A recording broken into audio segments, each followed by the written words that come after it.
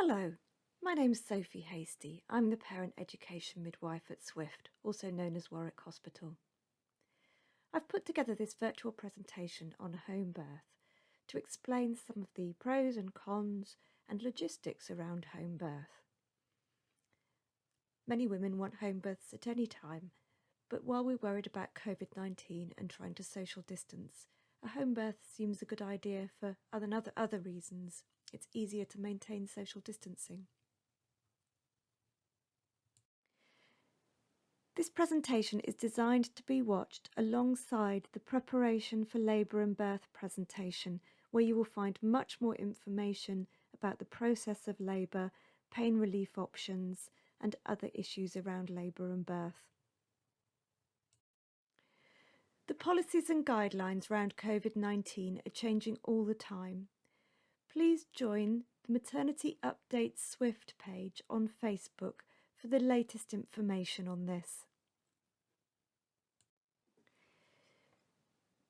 This virtual presentation aims to look at the benefits of home birth, safety issues, who to have with you and any childcare issues for older children, preparation and getting yourself ready, and creating your birth space.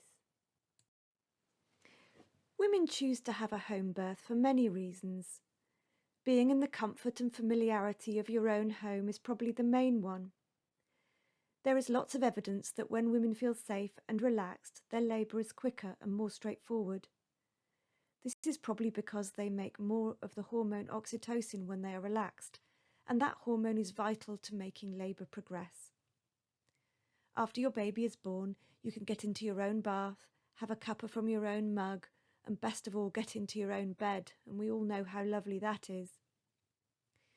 There is no need to be separated from your partner after your baby is born, and you are more likely to know the midwife that looks after you. If you have any older children, you won't be separated from them, although you do need to think about who will look after them if you do need to go to hospital. There is a new advantage to consider these days too, that's COVID-19. Planning to have a home birth reduces your chances of needing to go to hospital, where you will come into contact with many people. With a home birth, a small number of midwives and support workers will come to you. This makes it much less likely that you, your partner or baby will be exposed to the virus and makes social distancing much easier. Many people are concerned that home birth isn't safe. Please be reassured that safety is the first priority of all the midwives.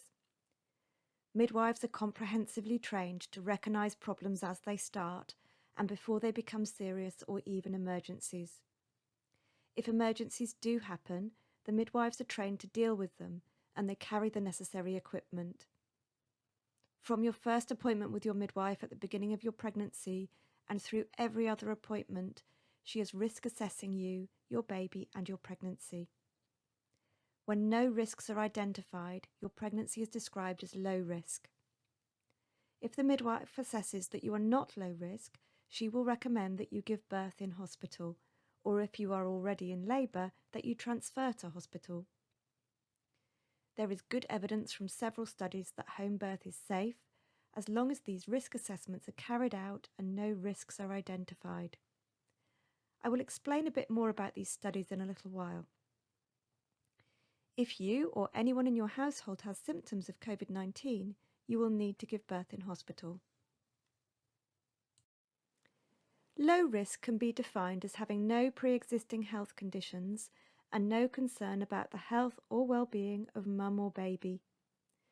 Some examples of concerns would be baby being smaller or larger than expected, having an abnormality seen on scan, or not being head down. For mum, a concern might be having diabetes or high blood pressure, or more than one baby on board. These are just a few examples. Home birth is only safe if there are no identified risks. If you need to transfer to hospital during your labour, you would travel in your own car or by ambulance, depending on the circumstances. If it was an emergency, the midwife would call an ambulance by ringing 999. Swift have had discussions with the West Midlands Ambulance Trust about their capacity to support home births at this time, and they are happy that they can do this within South Warwickshire. This vital ambulance cover cannot be guaranteed outside of the county border, so Swift cannot support home births over the border. The target arrival time for an ambulance within South Warwickshire is 8 minutes. Some people will be interested in statistics. The next few slides show the chances of various things happening for women who plan to have a home birth, or plan to give birth in a birth centre next door to a hospital, or give birth in a hospital with a consultant-led labour ward. It's important to remember that these numbers relate to where mums start in their labours, not where they actually give birth. This first slide relates to first-time mums, and you can see that women who planned a home birth had a much higher chance of having a normal birth, but also had quite a high chance of 45% of being transferred to hospital. They had a lower chance of needing an epidural, a caesarean section, a forceps or Von-Teuse birth, or an episiotomy.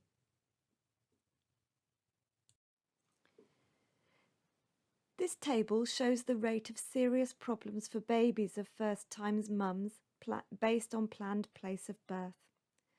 Remember that some of these babies would not have been born at home or in the birth centre, as the midwives would have spotted problems and arranged for mums to be transferred before the baby was born. Out of 1,000 babies where the planned place of birth was at home, 9 had a serious problem, whereas 5 had serious problems when planned place of birth was a birth centre or a consultant-led labour ward.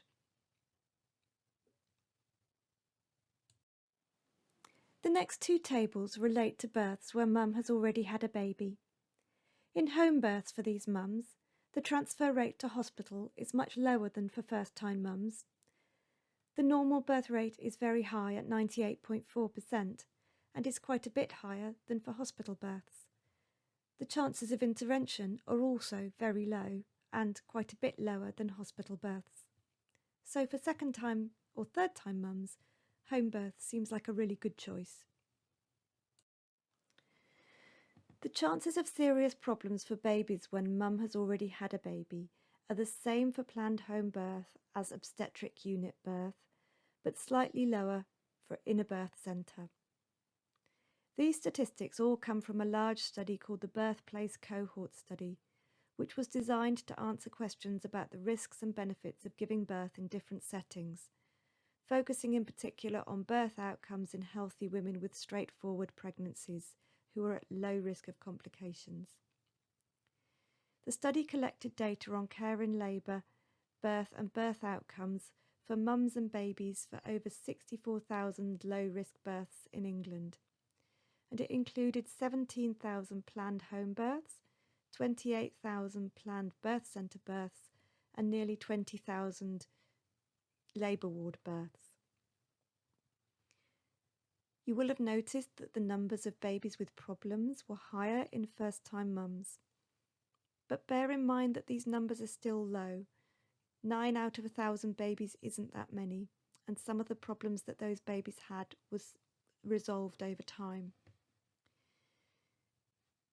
COVID-19 isn't taken account of in this study because it was done in 2012. So if you add in the benefit of not coming into contact with too many people, you have to re-evaluate these numbers. The recommendations for when you ring for a midwife to come and see you at home are very much the same as for when you ring the hospital if you're planning a hospital birth. But bear in mind the midwife has to get to you. You have to get to the hospital if you're going to the hospital. But if it's overnight, the midwife may be on call rather than already working. So she has to wake up, get dressed, get in the car. So that can take a bit of time, and some of the midwives live at far ends of the county. Basically, give us a call when your contractions are about 5 minutes apart and lasting a minute. But if it's your second baby and your labour last time was relatively quick, maybe ring us a little earlier. Also ring if your waters break. We want to know about that at any time. If you're worried about your baby's movements or anything at all that you're worried about. Ring the Bluebell Birth Centre. If you have any difficulty getting through, ring the labour ward. Most women choose their partner as their birth partner, but you could ask your mum or a friend. Because of the need for social distancing, though, it should be someone you live with. Occasionally, women want to have a doula with them for their birth. We request that a doula is not present at the same time as the midwives. We need to socially distance too, and we are seeing lots of mums and babies who are vulnerable, so we need to be in contact with as few people as possible. If you have older children, you will need to have somebody there who is responsible for them, especially if you need to be transferred to hospital. Some women like to have their children present at the birth.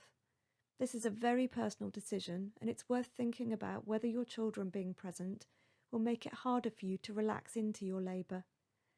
You need to be able to turn off mummy mode and go into birthing mode. Usually, one midwife will come to you, and then she will ask a second midwife to come when she thinks your baby is soon to arrive. Sometimes a healthcare assistant or a student midwife may also be present, or instead of the second midwife. Women are often put off having a home birth because they're worried about the pain and how they will cope with it without an epidural or other opiate pain relief that they could have in hospital. In reality, women often cope really well with the pain of labour at home. Their body takes over and they have good levels of the hormones oxytocin and natural painkiller endorphin that help them cope and mean that their labour runs smoothly. There are still some pain relief that you can have at home. You can take paracetamol, and that's really useful in early labour. You can take up to 4 doses of 2 tablets in 24 hours. You can also use a TENS machine, and again this is very useful in early labour. The midwives will bring cylinders of the gas Entonox, which is a pain reliever that you can breathe in during labour. The supply of this will be a bit limited by how much they can carry, so hold off using it for as long as you can. Many women like to use a birthing pool. The water really takes the weight out of your body and allows you to move about more easily, and this can reduce the pain of the contractions. I'll talk a bit more about a birthing pool in a little while. When you are planning your home birth and birthing space, there are a few practical things to consider. Make sure that it is a space that feels safe and private. An overlooked conservatory is not ideal. A pool should ideally be on the ground floor. It's very heavy and some upper floors may not be strong enough to take the weight. Also, if there are any complications, these can be more easily managed on the ground floor. Kitchens are often the best place in the house, but you may find that you move around during your labour, which is fine. The midwives will just follow you. Lots of women like to listen to music in labour, so think about making a playlist. You can get inflatable pools to use in home births. These are available to hire from various companies that you can find online, and Swift have a couple that you can borrow, but they would only be available as you were going into labour. If you hire one, it is worth setting it up well in advance and check that you have all the right hose connections to fit your taps. You need to fill it from your home hot water supply, so if you have a water tank type boiler system, make sure that your boiler stays on.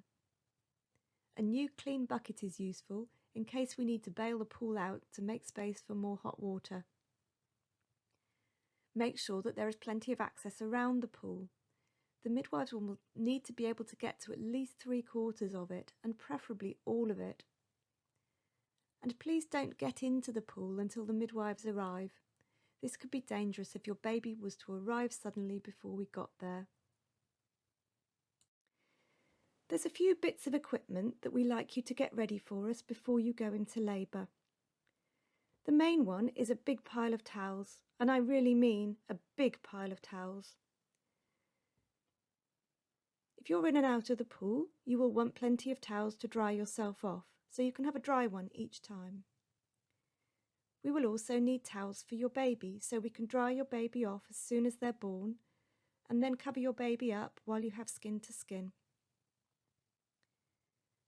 Plastic sheeting or old shower curtains are really helpful to protect your floor, and we would put towels over the top of these to soak up any fluid.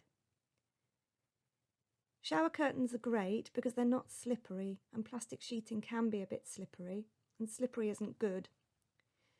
If you haven't got an old shower curtain, you can get them very cheaply online or from hardware stores. You will probably want the room you give birth in to be quite dimly lit. It's very helpful to the midwives if you could provide us with a small Anglepoise lamp that we can move around. That allows us to have one space which is well lit, and if we need to check you over with a good light later, we can move it to where we need it to be. If you haven't got one, a good torch is just as good.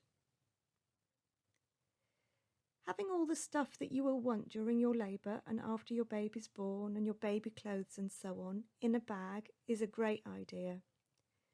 It means it's all one place so it's easy to find, and if you do have to go to hospital, it's all in one place and we can just grab it and go.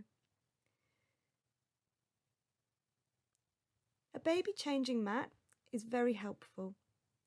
The midwives will want to set up a space to check your baby over after they're born, and they will want to set this space up before your baby is born. And if they can put everything they need on a baby changing mat, if you move rooms, then they can just pick it up and take it to the other room. You need food and drink in the house. It's important that you eat and drink during your labour. You will probably want to snack on fairly light things like crackers or rice cakes or maybe toast, but whatever you fancy is fine. But drink plenty. Isotonic drinks are really great because they've got calories in them, so they give you energy without having to eat too much. You'll also want food and drink for your partner. It can be quite long a labour, so make sure there's plenty of food for both of you. The midwives will also really appreciate it if there was some food and drink in the house that they could have. Biscuits are fine, you don't need to make them elaborate meals, but just things that they can snack on to keep them going, especially if it's in the middle of the night. The midwives will probably be on call, so they'll be at home in bed when you call them, so if you can give them a cup of tea or coffee when they arrive, they'll be very appreciative. Sometimes finding homes is quite tricky, so if you can mark your house in some way, maybe with an outside light, or if you've got a long drive, putting balloons on the gate, that will really help the midwives out. The last thing you want is for them to be lost and unable to find you. If your house is difficult to find, please draw a map and give it to your named midwife, and she will distribute it amongst the team so we all know how to find you when you go into labour. After your baby is born, the midwives will stay with you for an hour or two. They will check that you and the baby are both fine. They will want to see that your baby has fed and that you have been to the toilet. They will give you phone numbers and information about who to contact if you have any worries about yourself or your baby. They will take away any equipment that they brought with them, and they will take away your placenta unless you want to keep it. It's a good idea to have a good stock of ibuprofen and paracetamol in the house. You can be quite sore after you've had your baby, and you can take both these drugs. Within the first 3 days after your baby is born, but usually on the first day, your baby will have a very detailed check, usually from a midwife with extra training, to check that their hips, heart, eyes, and if they're a boy, testes are all normal. This check is also looking at your baby to check that they basically look like a normal, healthy baby with everything they should have and nothing they shouldn't have. We will see you when your baby is 5 days old and 14 days old, and keep in close telephone contact in the meantime. If you have any worries about your baby or you're concerned that they are not thriving, we will see you more often. I hope you have found this presentation useful. It's designed to be watched alongside the preparation for labour and birth presentation, which has much more information about labour, birth, pain relief and other issues. If you have any questions, please speak to your midwife. She may have asked you to watch this before she comes to do your home birth planning visit at 36 weeks. Wherever you give birth and however your birth goes, I wish you a happy birth and a healthy baby. Good luck!